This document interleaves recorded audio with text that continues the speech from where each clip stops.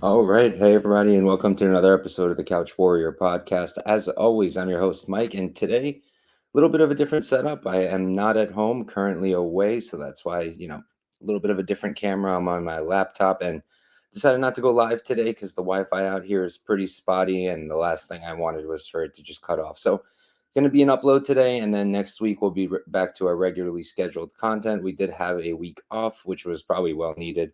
And now we're going to hop right into the card. We've got 11 fights. Not the best card in the world, but I actually think it's a pretty decent card with some pretty decent fights. So let's hop right in. Already have a bunch of bets in, all of them underdogs, as usual. So you can definitely get those bets. They're all up for free on my Discord. Couch Warrior Pod is the Twitter. You can find the Discord link in my link tree, which is in the bio.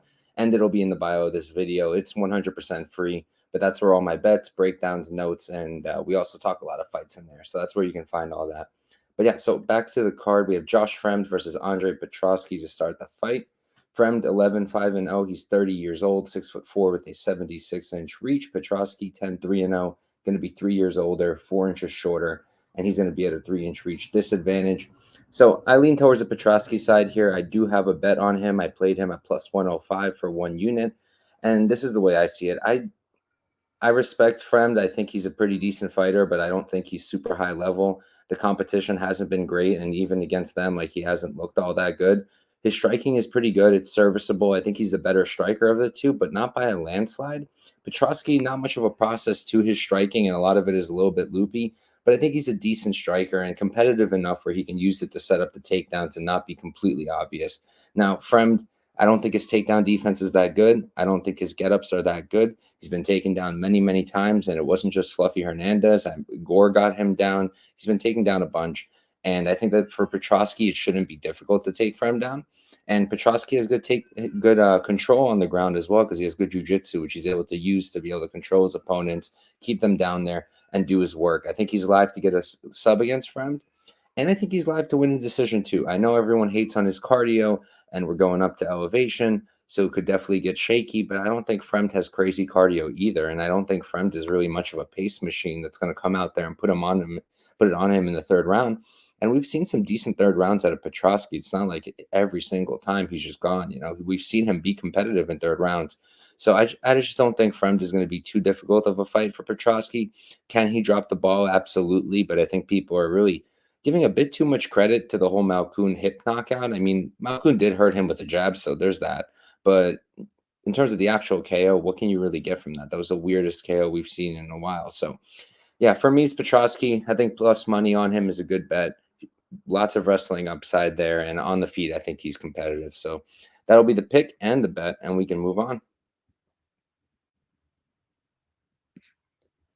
Next up, we've got two guys that I really like. We have Blackshear versus Montel Jackson. Jackson, he's 13-12-0, 32 years old, 5'10" with a 75-inch reach. Blackshear, 14-6-1. He's 3 years younger, going to be the same height, and he's going to be at a 3-inch reach disadvantage. So I kind of lean, I really don't know. This is a tough one for me. In terms of a pick, it's really a toss-up for me. I guess I lean Jackson. But in terms of making a play, I think all the value is on Blackshear, and I think he could very much win this fight. The way I see it, Jackson, really, really gifted in terms of just his build, long reach, tall fighter, ton of power, very physical. Out of the two of them, he's definitely the better striker. He's got the much cleaner shots, clean down the pipe. He's got a good jab. Everything's got a pop to it. So I definitely favor him on the feet because Blackshear, I think he's a decent striker, but I don't think he's a great striker. And I can see Jackson landing a lot better, a lot more effectively, hitting him much harder. So I got to give the advantage there to Jackson. Now, Jackson, he's also a pretty good wrestler, but I think out of the two of them, Blackshear is the better wrestler and the better grappler. I think he's got the better jiu-jitsu, the better control. He's got more of a chance of finishing the fight on the ground. And we have seen Montel struggle with wrestling heavy game plans, right? He lost to Ricky Simone, but this is years ago. And he lost to, who was it? Brett Johns, who also outgrappled him. And Blackshear can 100% do that. The only reason I'm not running to the window, even though I already have, like, I can see the path for Blackshear here clear as day, is the cardio, right? Blackshear normally doesn't have the best cardio on short notice, at least. We've only really seen it tested when he was on short notice, other than the Basharov fight, right? Because the only times he went to decision other than that in the UFC were against Yusuf Zalal, short notice, and against Bautista, short notice. So both times he gassed out by the third round. He was a lot slower. Now he's coming in on short notice at elevation. So there's definitely that concern. But outside of that, I think he can 100% do it. Like I did say, Jackson's a better striker, but I think Blackshear's competitive on the feet. I think he can use it, set up the takedowns, do his own good work on the ground. It just really comes down to, can he keep doing it? Is his gas tank going to be good enough? I don't think Jackson's really a pace monster to like really push the pace, but Blackshear, because he grapples so much, like he's going to have to either have a better gas tank this time around, or it is going to deplete and he is going to be a lot more tired. So gonna lean Jackson, but I might even change the pick by the end of the week. I'm back and forth. And because I think it's that close, I am very tempted on the underdog. If I think it's close to 50-50, slightly in Jackson, and I'm getting Blackshear plus, it's plus 130 now. I kind of want a better number because of what I'm saying with the cardio dynamic. But if I can get like plus 150, I think that's a pretty simple click to make, because I do think the path is there for Blackshear 100%. And we can move on. Next up, we've got Luana Santos versus Mariya Agapova. Santos 7-1-0. She's 24 years old, 5'6" at the 67-inch reach. Agapova 10-4-0. She's 27, so she's 3 years older. Same height, and a 1.5-inch reach advantage for her. So for me, I mean, in terms of a pick, yeah, I'm probably gonna pick Santos just because like put all the narrative in the background for a second, like Agapova is not the best in terms of grappling, like takedown defense, getting back up, or what she should do on the ground to defend submissions. And Santos is a pretty good grappler with good jiu-jitsu, but Santos is judo based. You're not really seeing traditional takedowns coming from her. And all things said, like I actually think Agapova's takedown defense is decent. I don't think it's that bad. She showed some good things against Roberson, against Moroz, and I think both of those women are probably a little bit better offensively in terms of grappling than Santos is. So well, I can see the upside there for Santos, and once it's on the ground, she's definitely got good jiu-jitsu. She can definitely take the back or do some good work there, possibly submit Agapova. But I just don't know if the judo throws and the trips are going to work against her. I think Agapova might be able to keep it on the feet, and there, I favor her a lot. I don't like Santos's striking at all. I don't think she's a good striker. I think her output is terrible. I think she's slow, and I think she's hittable. So on the feet, I favor Agapova a lot more. She's faster. She hits harder. She's got the cleaner striking. I actually really like the combinations. She goes to the body really well. So there's a lot to like there. I mean, now with the narrative, everything going on in her life, not going to bring it all up here. I'm sure you guys have heard it a million times at this point. Definitely not great. Don't know how focused she is. Don't know if she's going to come in there looking 100% or if she's just coming in for a payday. But at plus 315, it was a must play for me. I only did a half unit. I would have gone harder if I knew she's doing fine outside of, you know, training and all that, but I don't know that she is. So keeping in a half unit, but I have to play it because plus 315 makes no sense when I think that all of Santos's advantage is just on the ground, and I'm not convinced she can even get it there consistently. Why would I go and parlay her at minus 315 or play her at minus 350? It just doesn't make sense. I'd rather play Agapova. I really like her striking. I think she's a much better striker, and I think she can keep it on the feet. So Agapova is going to be the play.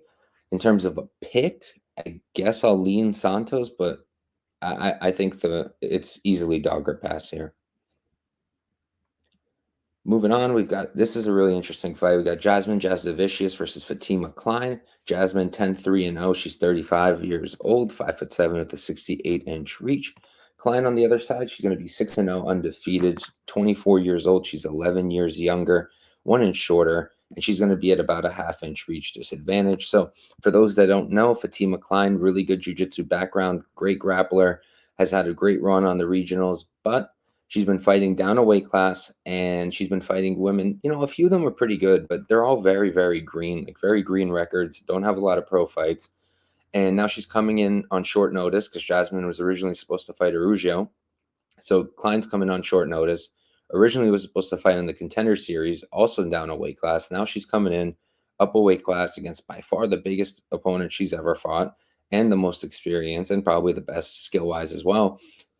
And we've got her as a favorite or pick 'em now. I think it's -110 last time I checked. I know a lot of people who got Kline at like +200.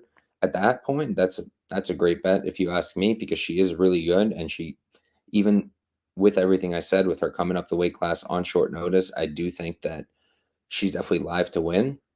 But now with the way the line is, I lean Jasmine or pass. And in terms of a pick, I'm going to pick Jasmine also. The way I see it, Kline, really good grappling and really good jujitsu. But she's not even really submitting anybody. She's only got a few subs on her record. Most of them are decisions. I think she has one like TKO, but she's not really subbing a lot of these girls, even though they're all super green and she has this really good jujitsu background. And I think her wrestling is good, but I think that Jasmine has really solid takedown defense also, and I think she's really big. She's going to be hard to get down. And then I'm also not convinced that Kline can hold her down because she's by far the biggest opponent she's ever fought. She's not going to be easy to keep on the ground because she's a good defensive grappler. I think it's going to be really hard. And what's Kline going to do with the takedowns? Is she going to land crazy ground and pound on Jasmine? I don't think she's going to have the opportunities. Is she going to lock in a sub? I also don't think she's going to sub Jasmine, especially if she can't sub these people on the regionals. How is she going to come out and sub Jasmine? Now, each fight is different, but Jasmine is a better grappler than a lot of those women. So I don't think Kline's going to be able to sub her. I don't think she's going to be able to get a lot of quality work done on the ground. And on the feet, I mean, Jasmine's not some amazing boxer, but neither is Kline. Kline's hands are getting better for sure. She's getting good at like getting in and getting out. But Jasmine should be able to reach her. The reach is about the same, but Jasmine's taller, so she could lean over more, make that reach longer than Kline can do. And I think that Jasmine's striking is also pretty solid. So I think on the feet, it's close. I think I'm going to lean Jasmine at this point. And with the grappling, offensively, I guess Kline's is a bit better, but if we're going to balance out weight classes and size and all that, I think Jasmine's probably going to have more success in the grappling here. I think her scrambling is pretty good. I think the takedown defense is pretty good, and she can probably get her own takedowns too. So, going to lean Jasmine as the pick. Not crazy about either side. If I can get plus money on Jasmine, I'll do it. If I can get Kline back at like 150, 160, I would do it, but I don't think I will because there's so much hype on her. So we'll see. Right now I'm passing, but for me, it's Jasmine or pass, and we can move on. All right. Next up, another really good fight. We got Joshua Van versus Charles Johnson. Van is 10-1-0, 22 years old. He's 5'5" with a 65-inch reach. On the other side, Johnson 15-6-0. He's 33, so he's 11 years older, 4 inches taller, and he's going to have a 5-inch reach advantage. So this is a really good fight. I get all the hype behind Van, and I'm hype about him too. I think he's really good. The striking is phenomenal. He's a really good boxer. He goes to the body really well. His combinations are really clean. He's got nonstop pressure. The output is really good. But he starts really slow. So does Johnson. So the first round's going to be really funky. Might be a bunch of nothing. Might be an opportunity for one of them to steal the round because usually both of them lose their first rounds, especially Van, who I think he's lost every single first round he's had in the UFC. So 3 of them so far. And aside from that, I think that he's also pretty hittable. And I think his ground game is still super green. I think that in terms of taking him down, it's not that hard. I think most guys are going to be able to hold him down. I think most guys with decent grappling will be able to threaten subs at least, if not lock one in. The one time he's lost, he did get submitted. That was a while ago, and he was like 20 years old, but he's not much older now. He's 22 years old. He's still super young. If you guys watch my stuff before, I think it's really good to be that young in terms of development. But in terms of like actually being that age in the fight, I have my concerns. I feel like they make a lot of stupid mistakes. I would say that Van doesn't really. I think he's one of the more intelligent guys, even at this young age. Like he fights pretty smart. I have to give him that. But I do still think the ground game is a little bit green, and I think there's opportunities there for anybody who can grapple that he's fighting. Now, Johnson on the other side, he's finally getting a guy who's just going to stand with him because he keeps getting grapplers or guys who will grapple. And I think he has like 8 UFC fights. I think 6 of them are wrestlers or grapplers, and most of them are really good at it. So he hasn't really gotten the matchups that he would be best in, which would be a striking match, because he's a striker. He's a very solid striker. I think that while his output's not as good as Van's, I think his technique is just as clean. And he has more. I think he has more weapons. He uses kicks a little bit more. He's got knees, elbows. I like Johnson's game a lot on the feet. I think his output can be hit or miss sometimes, so I am a little concerned about that because Van could definitely steal moments. And I have a little bit of a cardio concern with Johnson because even though he usually does tend to put it on his opponents in the third round, I've also seen him slow down a bit. And if he tries to wrestle here, which I kind of want him to, as a guy who bet on him, I am a little concerned that the wrestling might tire him out, but I do think it would be a smart addition to his game plan here. If he can mix in the grappling, he's already competitive on the feet with Van. Like, it's not going to be a blowout. I don't think Van's just going to come out there and knock him out. I don't think Van's just going to come out there and completely outstrike him for 15 minutes. But I think that Johnson can also just take it to the ground. It'll be a lot easier for him there. Van is still very green, still green on the ground. And Johnson's got pretty underrated jiu-jitsu. We've seen some nice back takes out of him. I can see him taking Van's back. I can see him locking something in.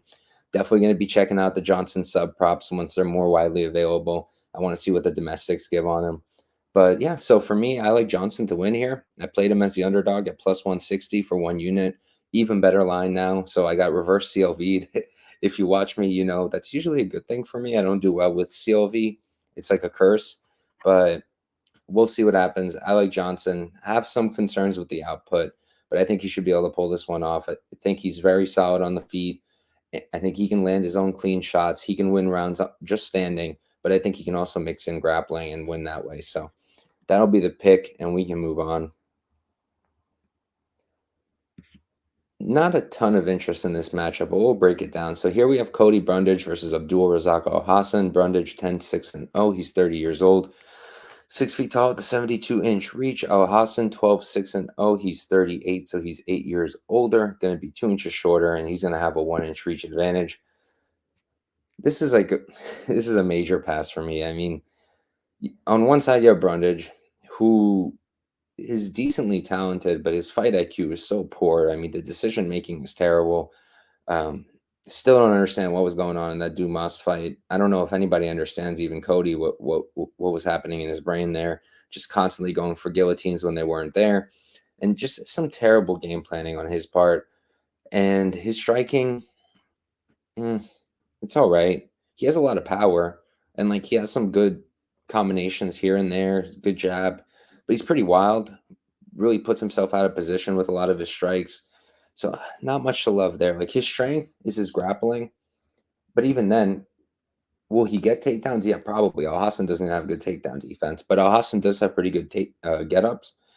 And is Brundage going to gas at elevation with a wrestling heavy game plan, which is what he has to do here?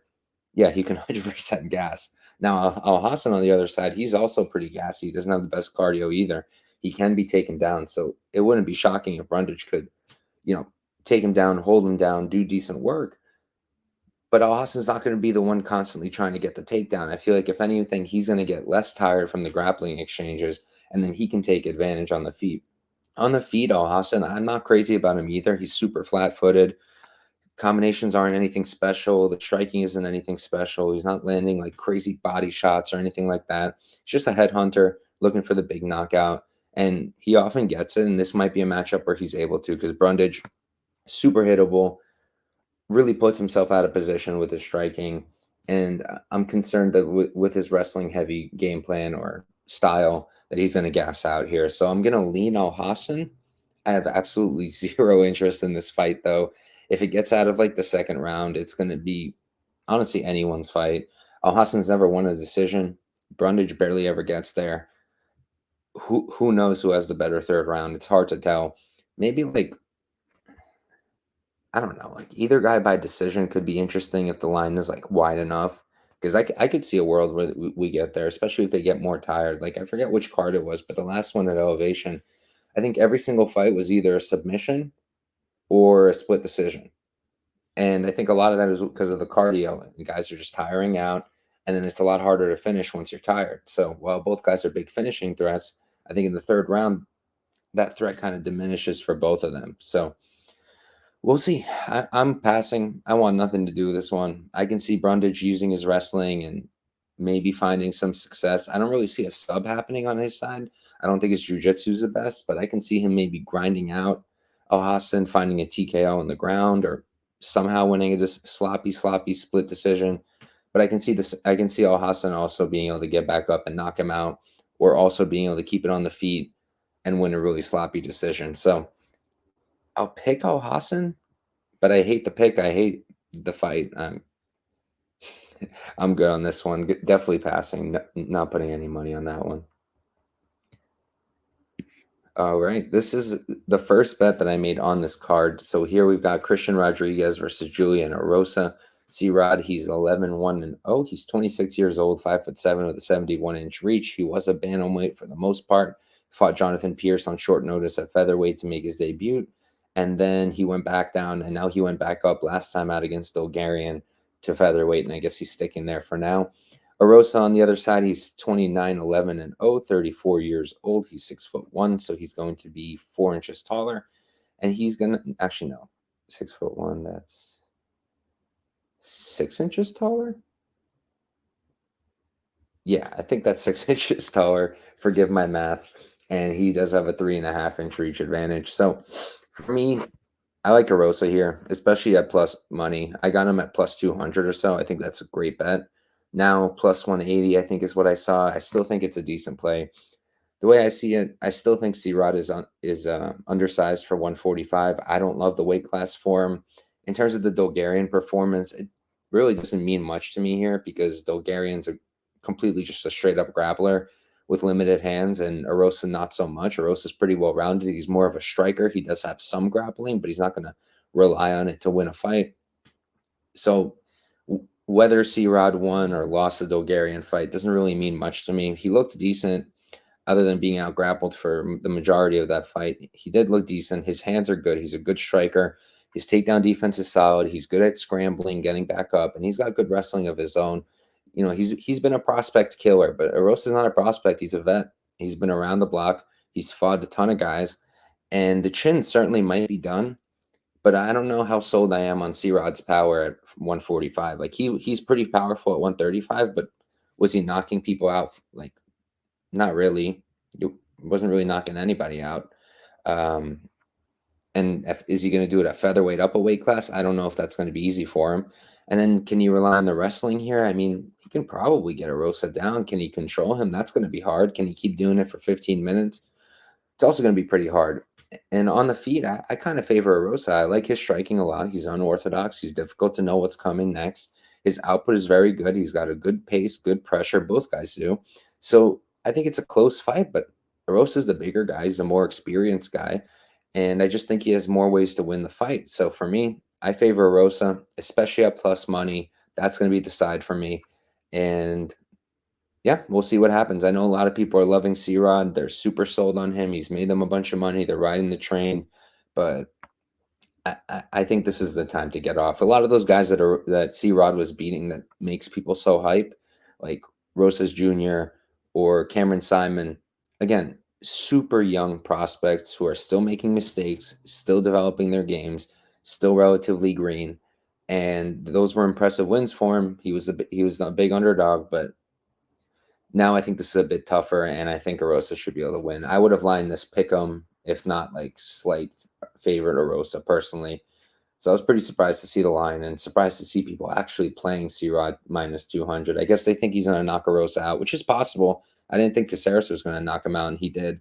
But personally, I think the chin holds up here, and Erosa gets the dub. Moving on.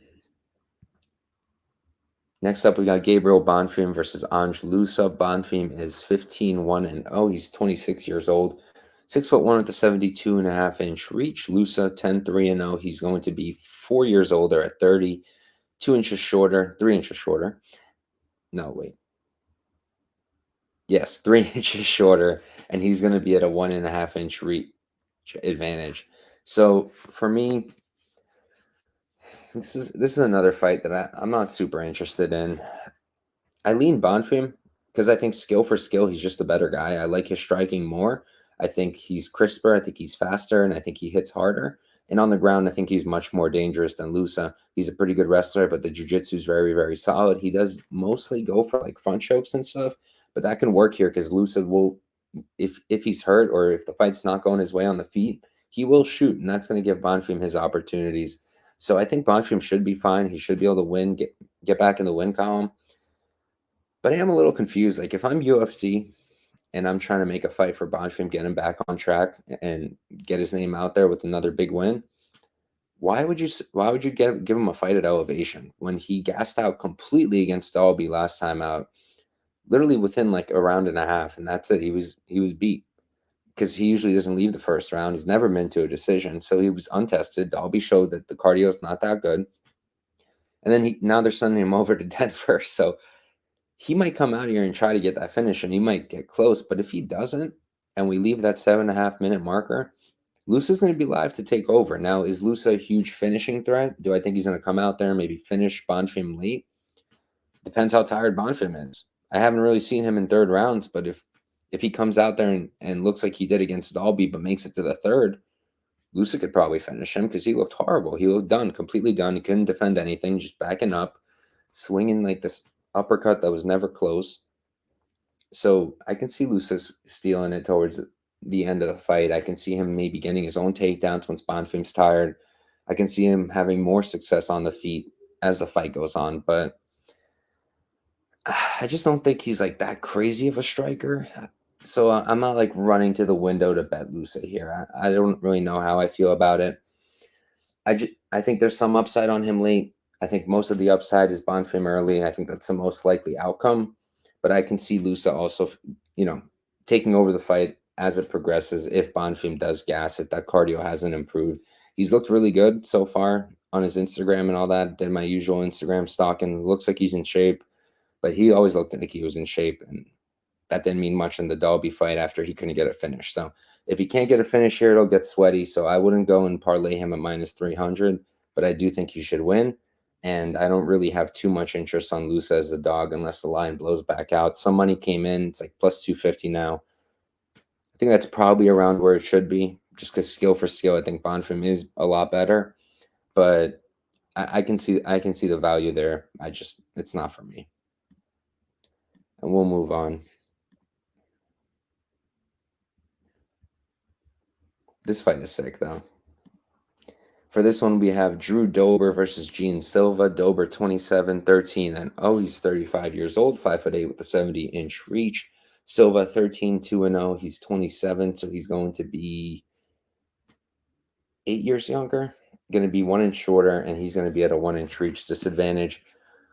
So Silva is coming up a weight class to lightweight. Now, he's not going to be that much smaller than Dober in terms of like height. He's only like an inch shorter, and he's given up 1 inch in reach, but in terms of build, like Dober is a pretty big lightweight, and Silva is not even that big of a featherweight, to be completely honest. So I feel like he is going to be a little undersized here. He did just fight recently, and I don't really know where I put Silva yet in terms of like levels.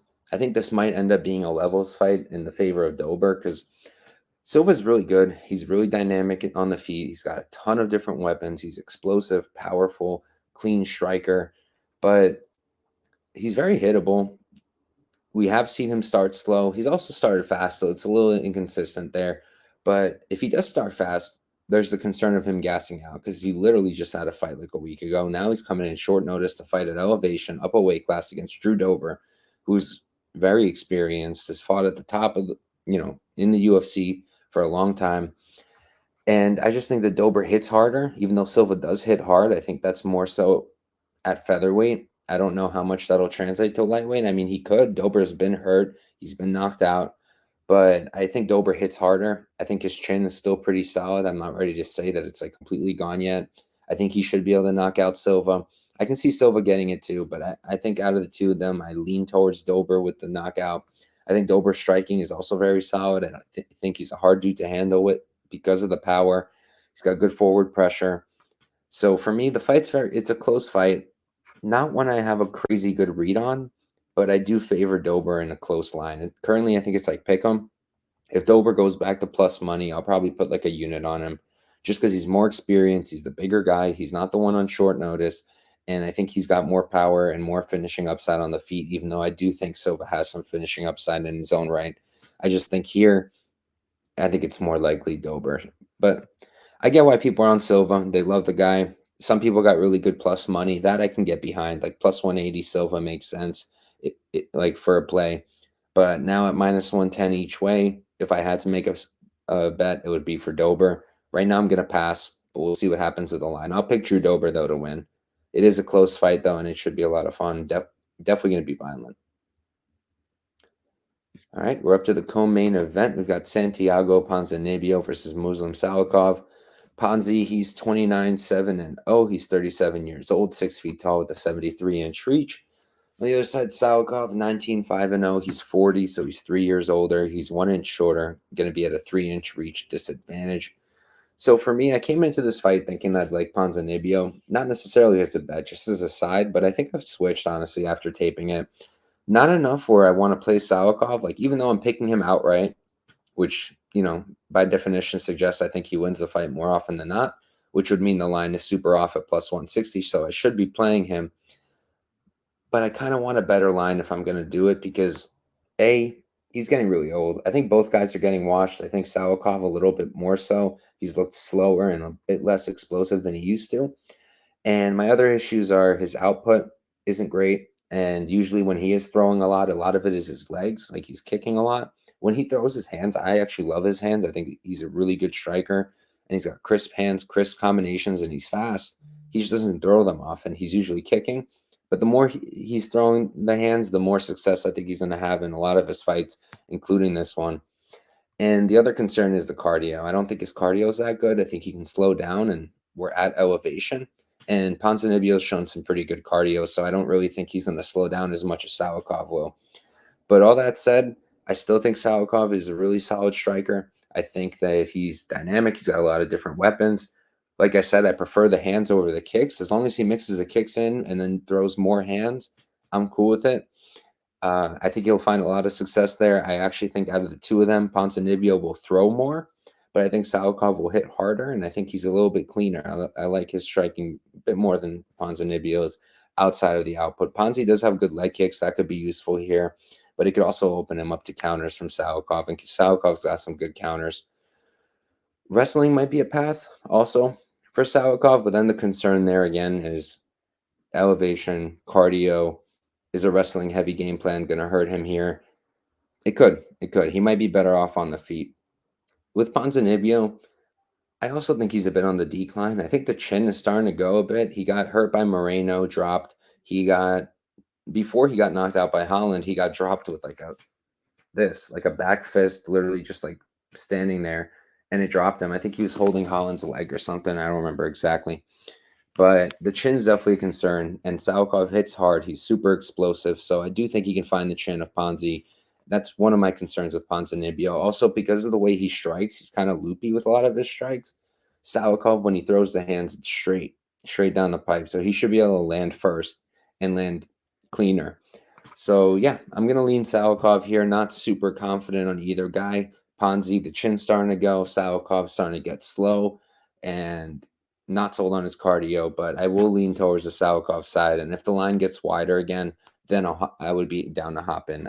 But I'd want like, I don't know, like plus 180, plus 200. Then I'd probably play him. I know that it was there before, but I hadn't taped it yet, and I didn't want to run to the window and bet anything because pre-tape I was leading Ponzi, so didn't know. And then I taped it like today, and now the line's like plus 160 Salikhov, and I would want something better than that. So I'm gonna wait it out. I'm gonna see what happens there, and I'll be okay without having a spot on either guy. I'd probably prefer it, to be honest. I'd prefer to just pass. All right, moving on to our main event. We've got Rose Namajunas versus Tracy Cortez. Namajunas 12-6-0. She's 32 years old, 5'5" with a 65-inch reach. Cortez 11-1-0. She's not lost in the UFC, and she's actually hasn't lost since her debut in MMA. But she's 30, so she's 2 years younger. Same height, same reach, pretty much. And yeah, so for me here, I think I lean Rose, but I don't really want to bet her. honestly. I haven't been looking to bet her since the whole Pat Barry thing.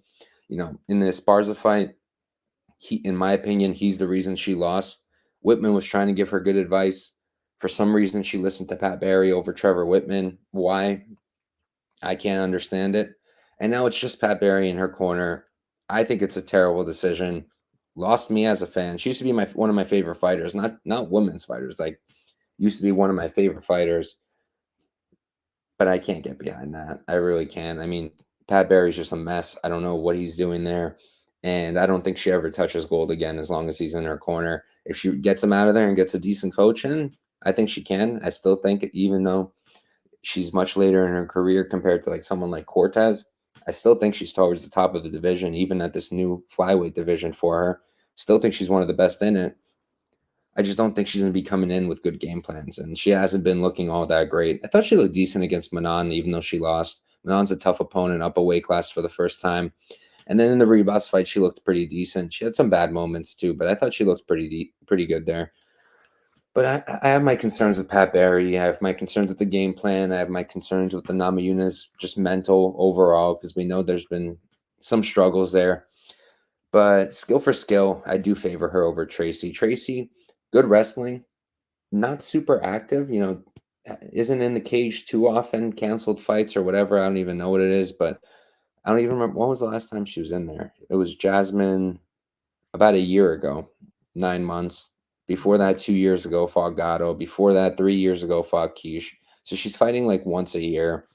Not crazy about that, but she is developing. She came in as a grappler, a wrestler, and she is really good at it. She times the takedowns really well, but her hands have gotten a lot better. In the Jasmine fight, I thought the hands looked sick.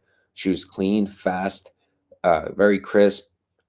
I like the hands a lot there. I think she's improved. The output was there. I think she landed like 100 strikes in 3 rounds, something like that, significant strikes.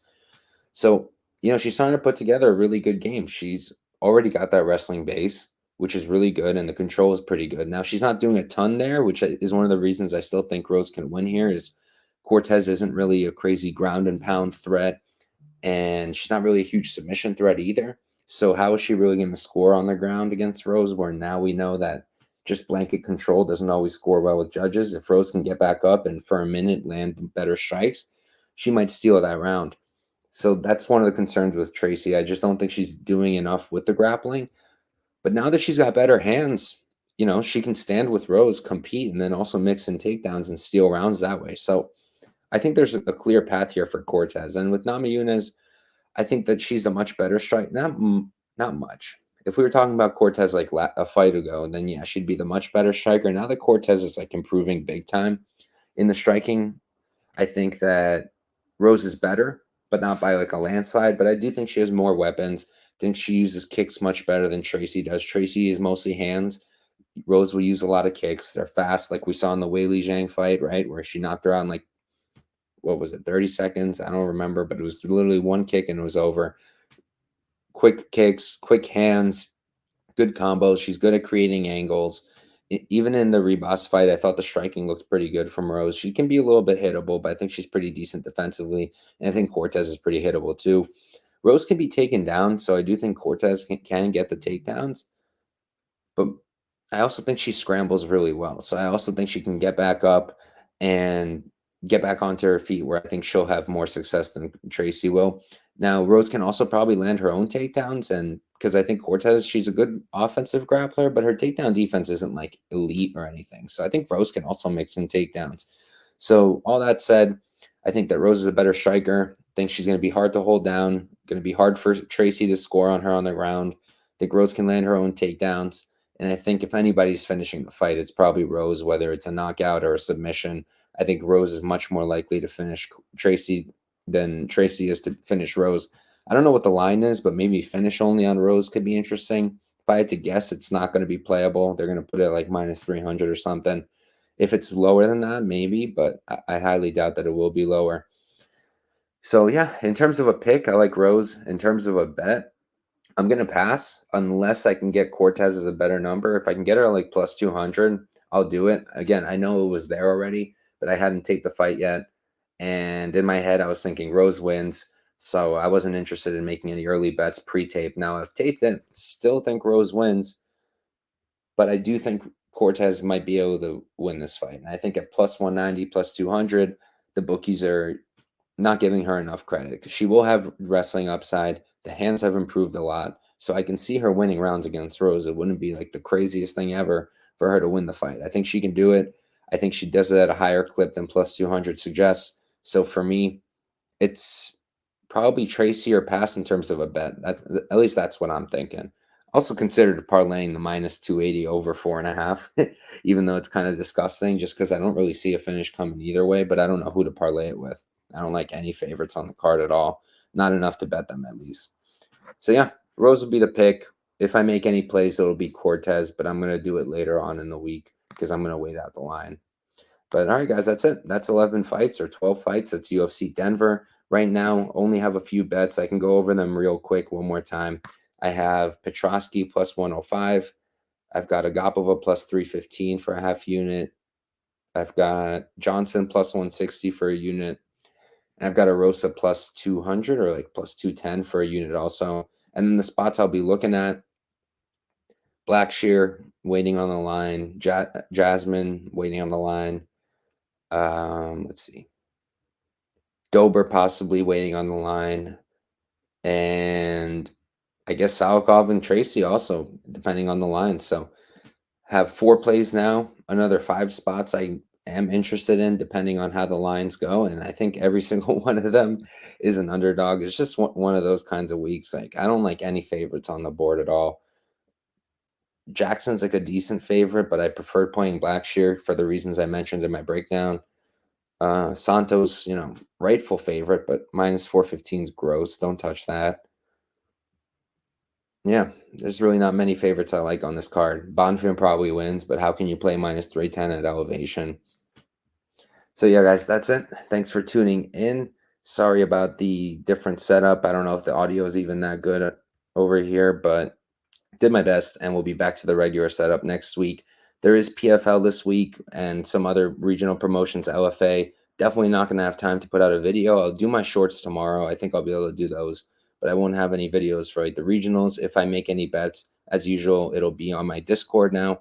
You can find that link in the description of this video or in my Twitter bio or YouTube bio. It's in the link tree. You can get it there. That's where I post all my bets, my breakdowns, and notes. So pull up, check that out. It's free. And peace out and good luck this weekend.